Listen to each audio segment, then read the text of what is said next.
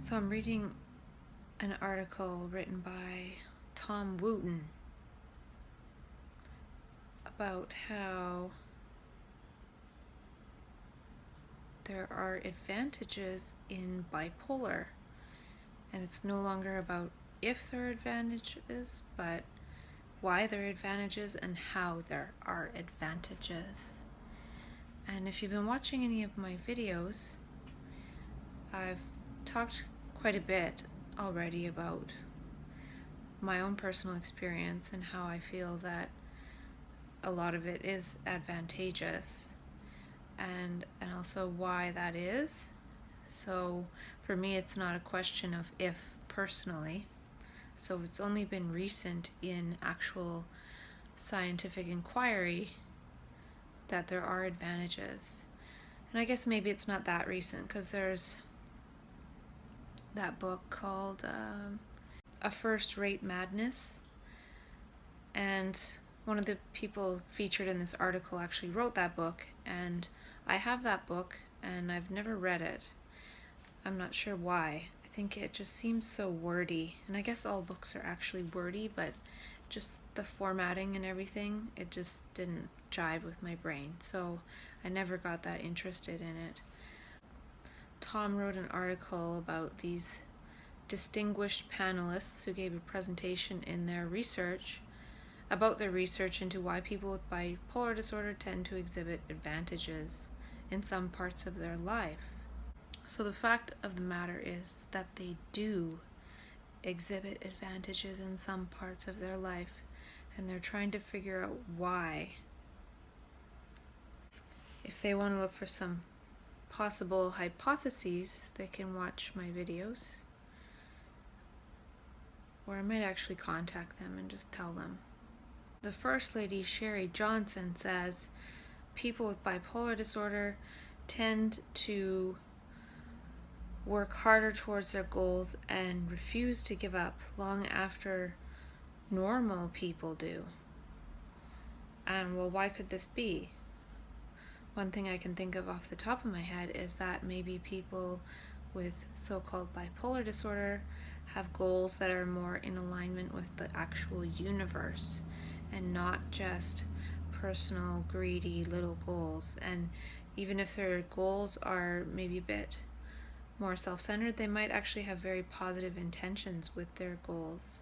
So it could be the intentions as well, because there's no point in working super hard towards complete meaninglessness. So I feel people with bipolar disorder often have a connection to a meaning greater than their own personal ego gratification. Or maybe they do connect with meaning towards their ego personal gratification, but they actually feel meaning in that, versus most people have just a sense of meaninglessness in their lives. So I feel people with the bipolar disorder connect with meaning, some kind of meaning. And then you think, well, why do they connect with meaning? Well, to me, there's an ego scrambling process of some sort. It weakens the ego. It can actually manifest as apparently appearing as a stronger ego, but to me that's actually just connecting with passion behind the meaning of something. Even if it's maybe a personal thing, but a person becomes way more passionate because they've connected with something in themselves that's beyond the ego, fear, defense mechanisms that thinks, oh, I can't do this or I shouldn't do this. So one also connects with that ability, that energy, because that ego structure has lost its hold and its grip.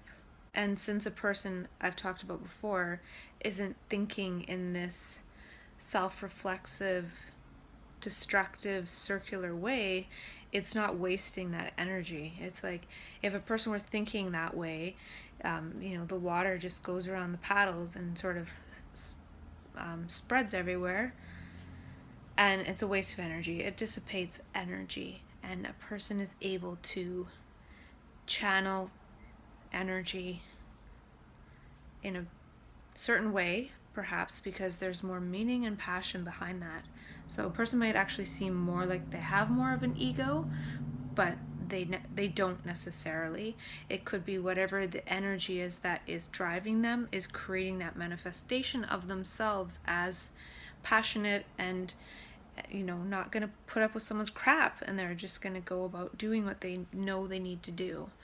And a lot of people, they say with bipolar disorder, succeed in, say, management, because they don't have that ego sense so much, and they are sensitive to other people, so they know what they need to do in order to empower people and get them to be motivated and do the work.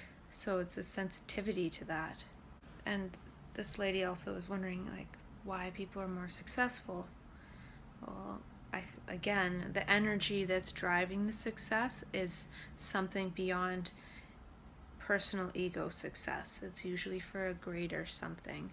It might not even be, the person might not even have the intention of the greater something, but their energy is from that perspective, so it naturally gets channeled in that way, which can then be perceived as success. And they talk about it in terms of impulsivity as well. And for some reason, people that take immediate action are seen as impulsive just because they don't have this noise in their prefrontal cortex blocking them from actually taking immediate action. They're seen as impulsive. And I wouldn't necessarily say that. They're just not abstracting about reality as much as they are acting in the field of reality, which would also lead to more so-called success. The next person, Terence Ketter, studies the link between creativity and bipolar disorder. And I've already talked about how, to me, a person in mania is restored to their childlike, energetic, learning consciousness state, and so it's just naturally creative, and we're born naturally creative, and then it's programmed out of us, and then certain people go in and out of that state, and then it's said to be some mysterious thing. When we have this innate capacity within us, people with a so-called mood disorder are the ones that have it even more so, because what happens is when the ego gets scrambled by this energy, when the ego is scrambled, we're naturally more creative. Or when the ego is temporarily suspended, then we're naturally more creative. And then a person is said to have a mood disorder because when they're coming down from that, or when the ego is sort of rematerializing and getting in the way, one can be kind of grumpy because they're losing that state. So I don't think a person necessarily has a disordered mood as much as one's going in and out of this creative state, and it's a little bit disorienting. If you were in the middle of painting some amazing work, and then all of a sudden that was going away, and then somebody comes in and says, "Hey, it's time for dinner," you might get kind of grumpy. The book A First-Rate Madness, written by Nasir Gamay, talks about the surprising link between mental illnesses and leadership. You gotta be kind of crazy to think you can lead people to do something. So that's one of the benefits of crazy, and maybe being a little bit delusional and thinking that you can actually change the world. Now, the ego mind doesn't think, oh, I can change the world. It's just thinking about what's for dinner. So something else has to come into play, which is the weakening of the ego, which is usually attributed to a mental illness, because one is no longer just thinking in linear terms of being a functional cog in the machine of society. One is looking at different ways of being and different ways of expressing oneself and different ways of thinking and possibilities. The ego mind doesn't think in possibilities. So I really don't feel that mental illnesses are illnesses per se, as much as they just appear like illnesses because one isn't functioning the way that we've been conditioned to function. It's just like being impotently maladjusted. Dr. Martin Luther King talked about being creatively maladjusted. Well, if we aren't able to be creatively maladjusted, sometimes we get maladjusted by the universe. And if we don't understand what's happening and don't know how to harvest it and harness it and move toward it and get in alignment with it and surf the wave of the universe, if the universe energy is coming in and directing us and guiding us and animating us, and we're used to our little ego consciousness animating us, well, that's like going from learning to drive a car to being expected to take a rocket to the moon without any lessons. So it's quite difficult. Just because somebody sits inside a rocket ship doesn't make them an astronaut. And just because a person who is in touch with that energy of the universe and doesn't know how to navigate doesn't make them mentally ill.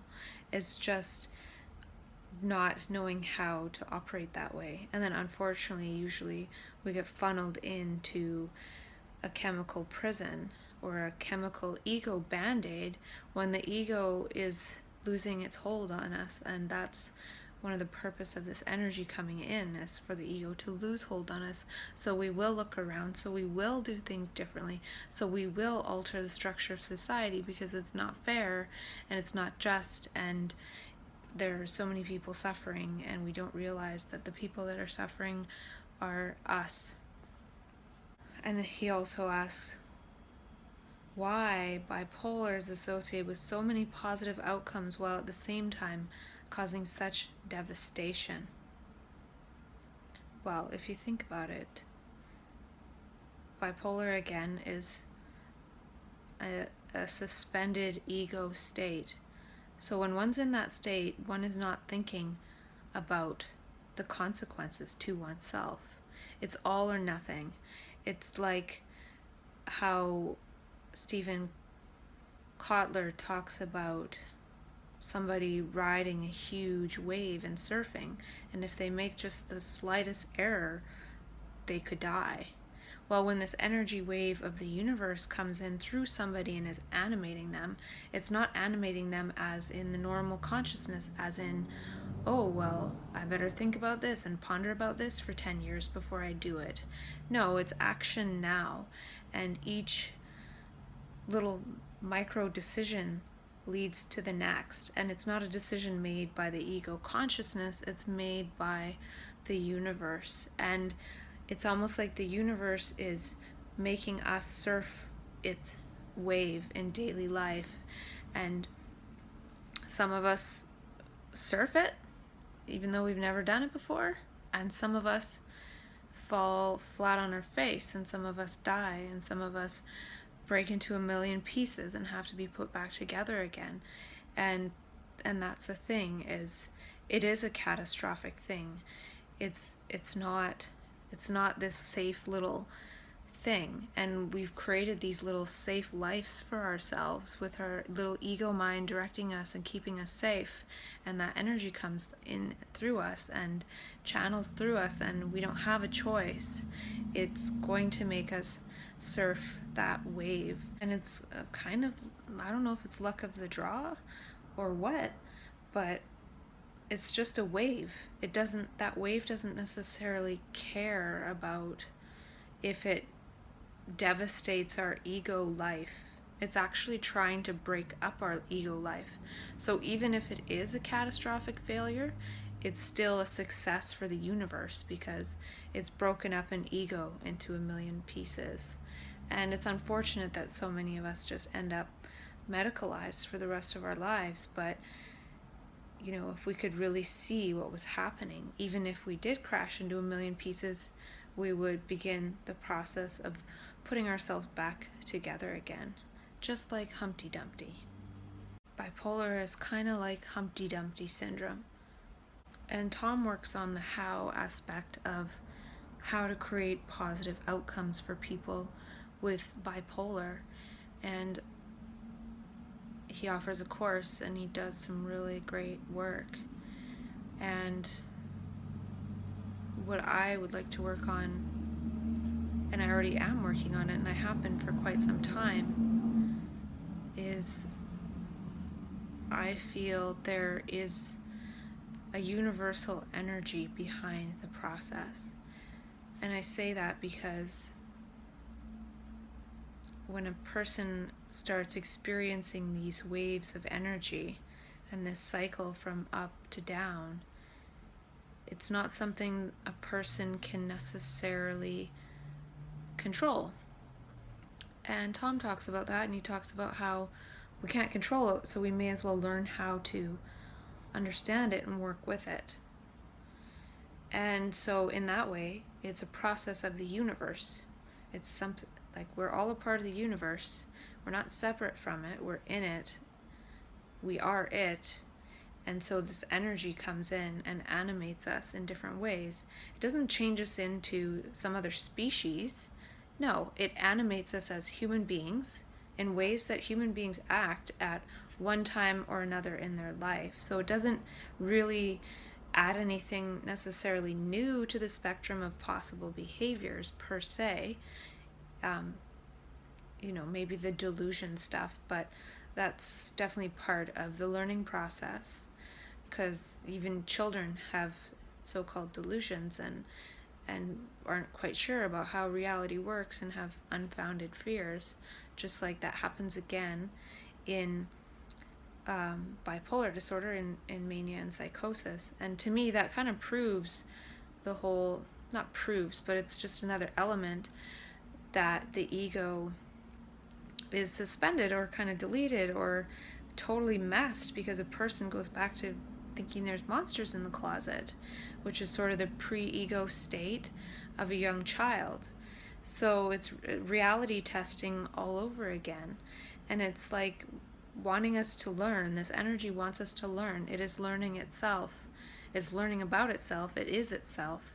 It's a self-learning process about itself. And so it sort of throws everything one knows for a loop. Everything. From gravity to, should I just pee on the floor, to anything. So it just opens up that entire spectrum of possibilities, of degrees of freedom of human behavior and possibility. And unfortunately, not always does that lead us to do the best things, but sometimes it does lead us to do good things. But the same with the ego consciousness. People in ego consciousness can do bad things or they can do good things. So this other state of consciousness isn't necessarily different in that it can produce so-called bad or so-called good, which is actually an ego judgment. In that state, if there was nobody to really look on and judge, I don't know if, you wouldn't necessarily say a kid peeing on the floor is bad. Like, it's annoying, you have to clean it up, but kids pee on the floor. Well, maybe adults who forget about that rule pee on the floor too, and they forget about a lot of rules, and maybe we do need to forget the rules of society and create some new ones from scratch. I think that's what this energy is getting at a little bit, and that's the part that I am curious about focusing on, is more about the relational aspect of these states of consciousness, how it's trying to get us to be animated in certain ways, and what could that mean. So it's one thing to say, oh, a personal person is successful and they have bipolar temperament, bipolar consciousness, and look how successful they are. Well, you can look at it as personal success, and I feel this energy is coming on in order to animate a person to be relationally successful. So to bring out the success in others, to have certain spontaneous social behaviors that will alter the fabric of society. So a person that's a leader and they happen to be bipolar and they're successful, well, they're not successful in a vacuum necessarily. If they're leading a company or something like that, they're having an effect on the people that are working for them and with them. So to me, that's relational. So they must have somehow harnessed this energy. And I feel that the energy, the purpose of it is to make it relational. So if somebody's leading a company, that's actually making it relational. So that would be, to me, in alignment with what the energy is trying to achieve. So if that energy is animating somebody as bipolar with that temperament, and then they're able to lead a company, that energy was successful. It's not about necessarily that person being successful. That might be a byproduct, and maybe a person at certain states in their consciousness cycle feels I'm personally successful, and then maybe at other times the person feels like I'm doing good for the world, and that's what matters. So we don't necessarily know what the driving force and the intention is behind that person. And the thing too is that energy, when it comes, is so powerful. It has to go somewhere. And if a person is able and in a position in their life already where they can channel it into it being relational in a company, then that's great. That's amazing, because that's going to create channels, places for that energy to go. You know, if a person has an idea and an insight and they're working in a company where they can share and utilize that insight in order for it to be spread in the company to actually make that idea come alive with them not having to do it themselves. Because that's the thing with bipolar too, is a person will have a lot of ideas and insights. So if they have a place to utilize them, they're not going to feel like they're getting squashed and crushed by all the ideas and not able to utilize them. Whereas if they're in a place where they can throw that out there. And the thing too is a lot of the ideas are really good. So if they have a bunch of employees who can mirror back like, oh yeah, that's a good idea, or no, that's not great, and then a person can work on that project that the successful leader thought of, then they're actually bringing out the best in other people and getting them to sort of level up to the level of the idea and the innovation. And it's just, I can see how it would create quite a buzz. So to me, it actually is important for a person to have that. And the trouble is when it happens really young, a person doesn't have that yet. Or if it happens when a person's still in school, then maybe it's a bit difficult to get back on track. Yeah, I don't know. I think that's the thing with my ideas, my supposed ideas. I don't have a company yet, but I think I'm going to start one. But even if I do start one, I don't necessarily have employees that can help create some of the ideas that I'm having. But maybe I will one day. But I feel like I have a lot of ideas. And something that I thought of the other day was along the lines of maybe making some videos on my process of whatever it is that I want to create as a business, because maybe it would help more people that have bipolar channel something towards creating a business. Or also, if I talk about a bunch of my ideas, then somebody else can actually start a business on that idea instead of me actually having to have my own company with 1 million employees. What's more exciting to me is actually talking about ideas and harvesting ideas and co-creating some kind of vision. It's almost like having, say, 100 people that experience this type of consciousness, bouncing ideas off each other, and then maybe an idea somebody else resonates more with me doing than my own idea, and vice versa. Really, to me, it's about some kind of open business project, talking about business even though I'm not really in business yet, and in that way changing business from this like, oh, I got this good idea and I gotta hoard it and plan it for the next 10 years, and then just talking and just thinking together on stuff just to make the world better, because that's really what matters in the end, is the world.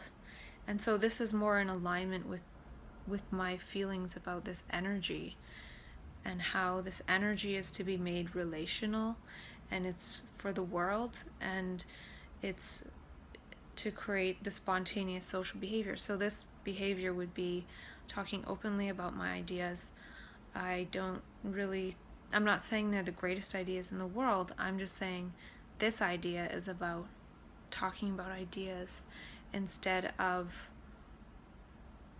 waiting and sort of creating a business. It's like creating now, like this very second, and not delaying. And I even thought, I'm just going to start a business and I'm not even going to have a plan. And it's just, I'm my business. I don't know what I'm doing. How can I help you or whatever? And just go from there. Like, I do have visions of what I want to create. Actually, I still have this piece of paper, and I'm not going to show you address stuff, but I have his address. And I met this guy named Shane, and he was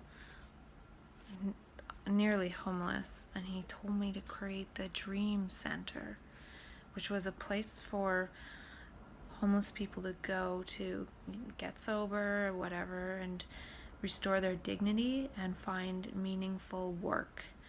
And I don't know how I would go about that, but I feel like it could be for almost anyone who needs it, even say people that were diagnosed with mental illness. I'd like to see people diagnosed with mental illness who don't really think that's their paradigm to be restored to learning and moving towards their dreams that maybe they saw in some of their altered states of consciousness. And I don't know, I was thinking about this Dream Center project, and I was thinking that besides the whole building aspect, we're each a dream center. We're each a center of dreams. We each have visions. We each have dreams. And so the first step in the Dream Center project for me would just be a dream center myself and have my visions in my heart and bring out the best in people to the best of my ability in the moment, and maybe reconnect them with their dreams and reconnect them with their vision, just being able to see with their heart as opposed to just seeing with their ego eyes, which is mostly lies. So I gotta go find Shane, and maybe I'll do a video trying to find Shane. And I don't know, I'm not sure about that. It's been a while. Because I mentioned before in other videos how when I dissociate and disconnect from reality, I often feel like I'm a homeless man. And so I feel like that's either my next life, or it's a parallel life, or, we're all just one consciousness, and it's just sort of connecting me with another conscious experience, because our brains can tap into anything, especially when our ego is dissociated from. So I often go to that place, and not often, but I've been there a few times where I feel like I'm a homeless man, and I've felt the pain of it only for a brief period of time. It was very intense. And so I feel like that's giving me a reminder. It's like trying to remind me that I am that too, and I'm out there suffering right now, even though I don't feel it most of the time, but sometimes I connect with that suffering, and it's difficult to know what to do. And that's part of embodying my mania, is actually moving towards just being action oriented, and not sitting here thinking about stuff. And I do sit here and think about stuff for sure, but I feel helpless. I feel like I need some sort of vehicle, like a business or something. And I'm thinking of starting my business on January 1st, just so it's a new tax year and it's less to think about for this year. And today is November 4th. So I have about 2 months to just keep making videos, which are more theoretical in a way, and I'm thinking I'll get up to about 100 hours of video, and I don't know, I could put it on YouTube or offer it as some kind of online course. I have no idea, but basically my main thing is making this manic energy relational. It's one thing to think, okay, I have this manic energy, how can I make my life successful? And in doing that, a lot of times, especially with that energy and from that perspective of bipolar, which usually connects one with their heart at some point and some sense of altruism. That's the thing too, like I could get connected with altruism and then devise some kind of scheme in my mind to make me really, really wealthy, yet it's very altruistic. So, and then I would be seen as successful, personally successful, but at the same time my motivation wasn't personal success at all. And that's one of my things, is I keep thinking of more and more stuff, and I'm like, I don't know where to start. And so maybe come January 1st, I'm just going to start. I'm just going to take action. I'm just going to start the business, and I'm just going to do the whole life coach thing and just start being a spontaneous social behavior and a positive social contagion and a cognitive dissonance heart resonance. And I feel that is the success of the energy of mania, is in making it relational. And I'm actually quite interested in the work of Patch Adams. So if I had a chance, I would probably go to one of his classes, because what he does is kind of, it's super altruistic, and I feel like sort of the principles of clowning and improv are in alignment with mania.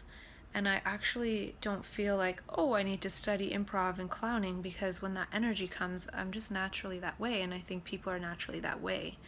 But perhaps having a few different ways to channel that energy might be beneficial, or even just ways to compare it. So a person could practice clowning for 10 years and look kind of like someone that's in mania, perhaps. Or someone could be in mania for 5 minutes for the first time and be like a clown. So some of the human constructs are actually quite congruent with this energy. So, the concept of flow, or maybe the practice of clowning, or practice of improv. Now, I would stink at improv, and I could probably take a class for a long time and learn it, but I feel like in daily life, I am mostly in an improv state, and it's not thinking, oh, I'm improvising, but it's just being in the moment. So in that way, I feel like I kind of have improv in daily life a little bit. Probably could be better with the yes ands and things like that. And that is a lens that could be adopted as well for this purpose. And so, yeah, there's lots there. But that's the bit I'd like to add to what Tom's doing. I think Tom's doing a great thing. It's really important.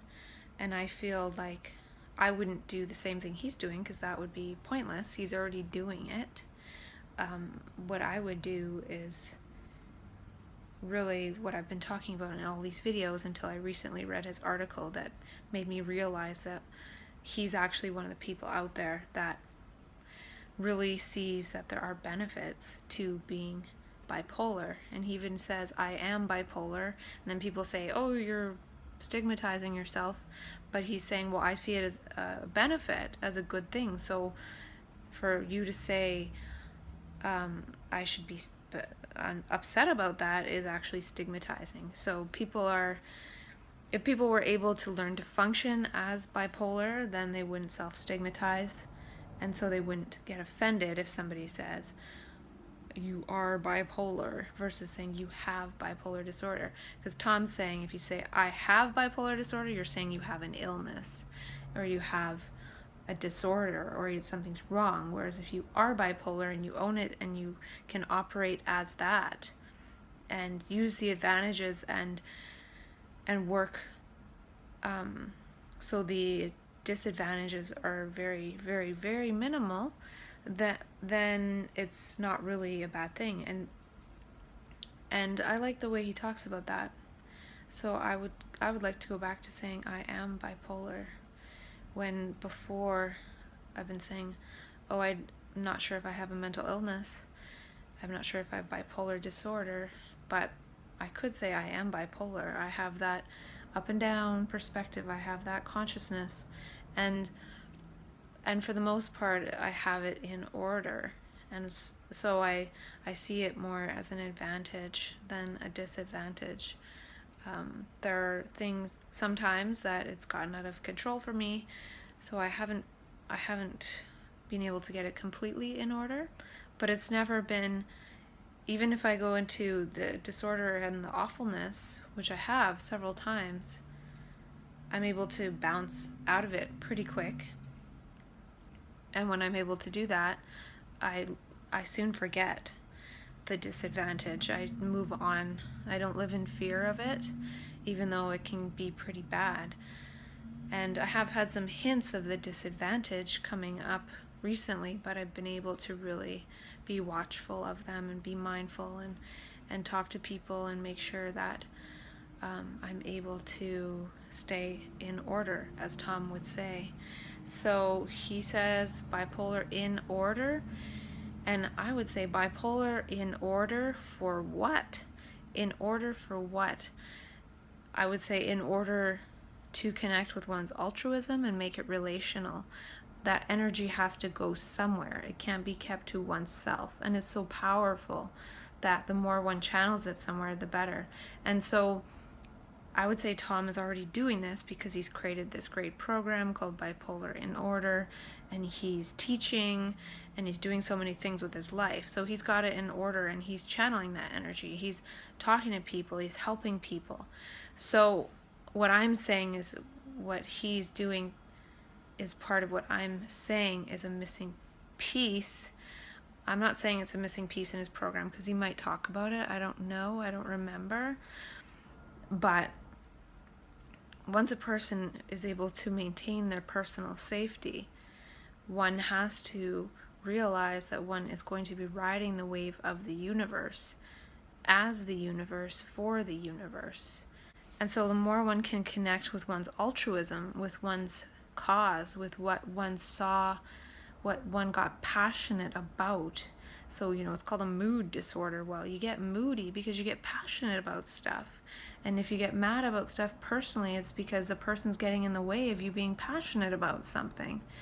And, maybe it's being channeled in ways that aren't healthy, and the thing is, the first time somebody connects with that, it's hard to be in an ordered state. And I don't think it's actually a disordered state. I just think it's not the order of the ego.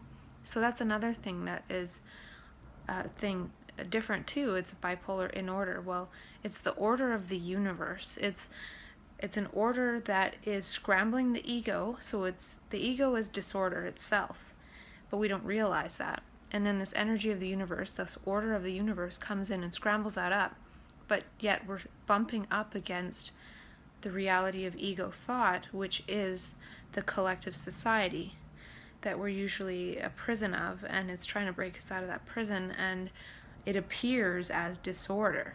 So I wouldn't say that the energy of a person, even when they're in the disordered state, is an energy of disorder. It's not. It just appears as disorder because this whole reality is designed in a way that's not congruent with the universe, and the universe energy comes in and shows that.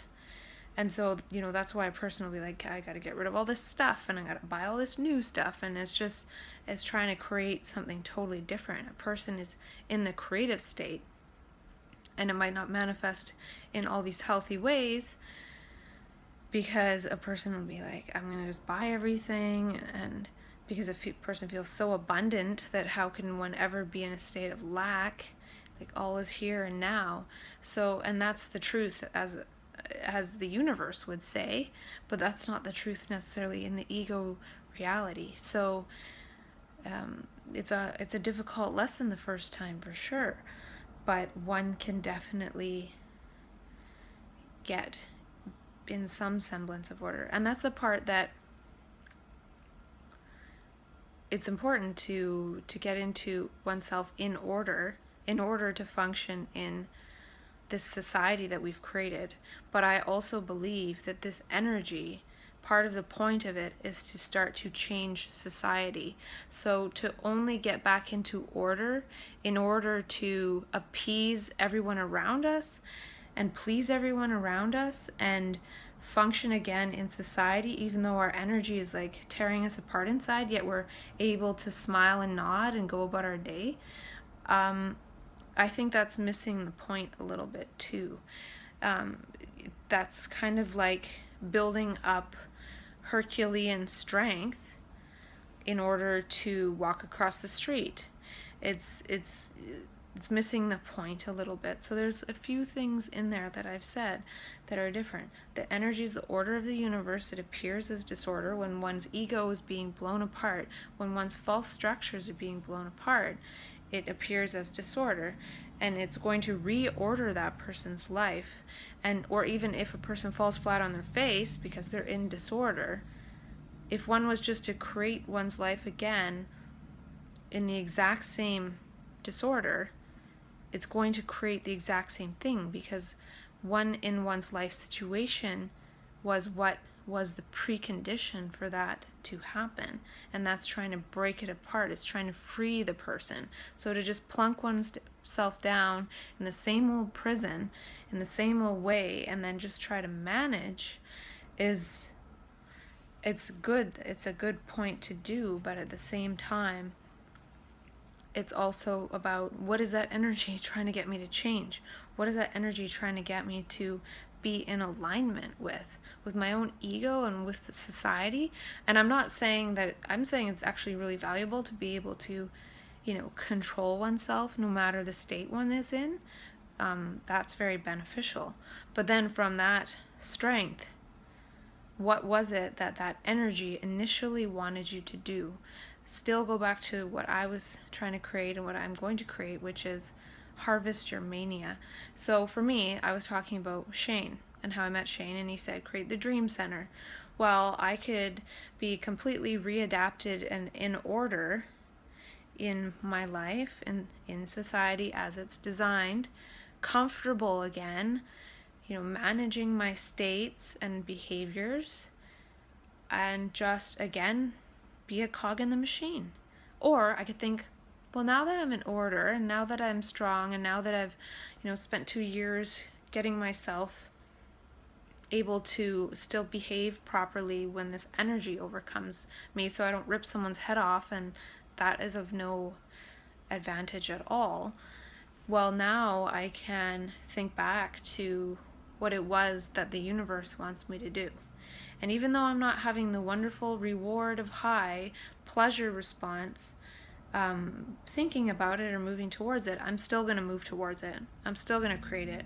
I'm still going to do whatever I can do. Those ways that mania was trying to animate me in that universe of the energy, the spontaneous social behaviors, I'm still going to move towards that.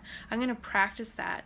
I'm not just going to practice making myself feel better and sort of move back and forth in this energy and ride that wave. I'm also going to practice moving with it and moving as it, and not just thinking, oh, I'm getting a bit more energy, so it's time to nip it in the butt.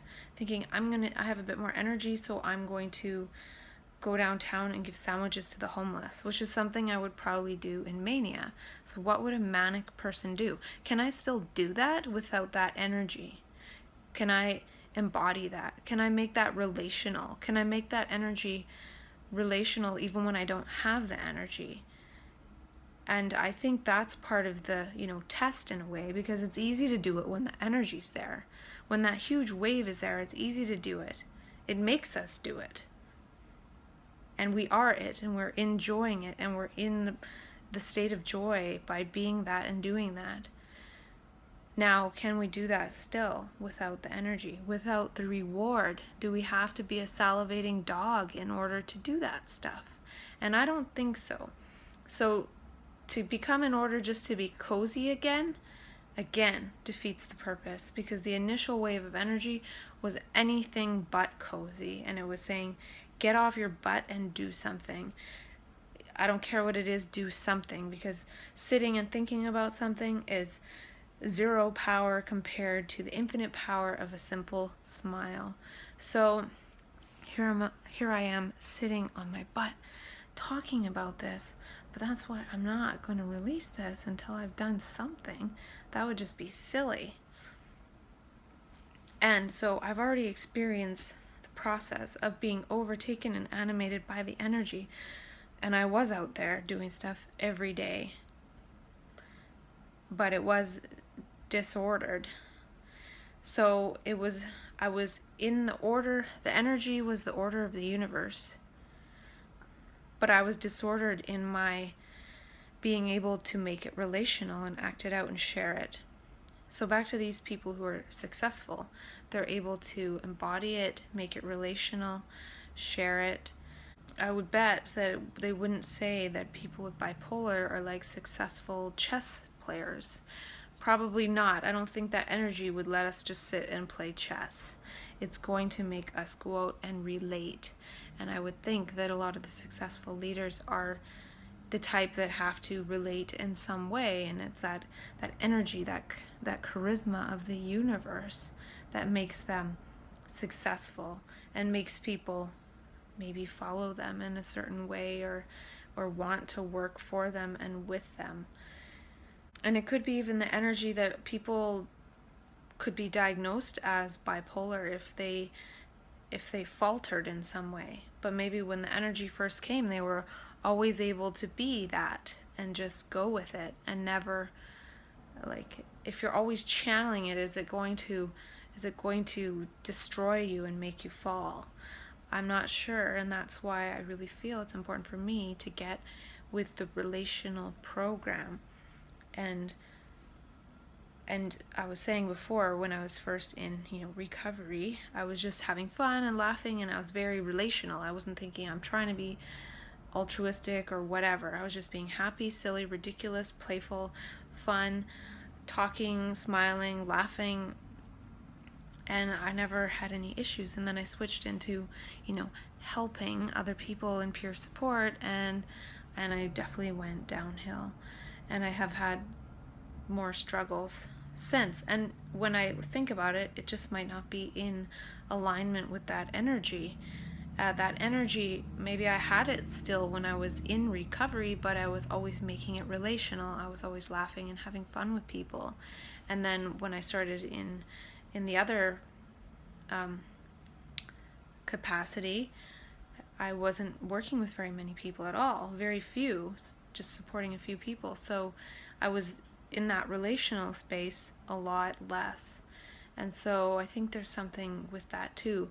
People that go into that consciousness were not meant to sit at home and do not anything. Even if we go out and just talk to people and are silly and have fun, we're doing something. And that's why I was talking about random acts of kindness, and how it's a way to embody mania and make that energy relational and invite that energy to come back and fill us. And we're already doing that, and we are actually saying yes to the energy because we're doing what it would want us to do or animate us as, without the reward of the energy being there as that bliss. So it may be there, it might not be there.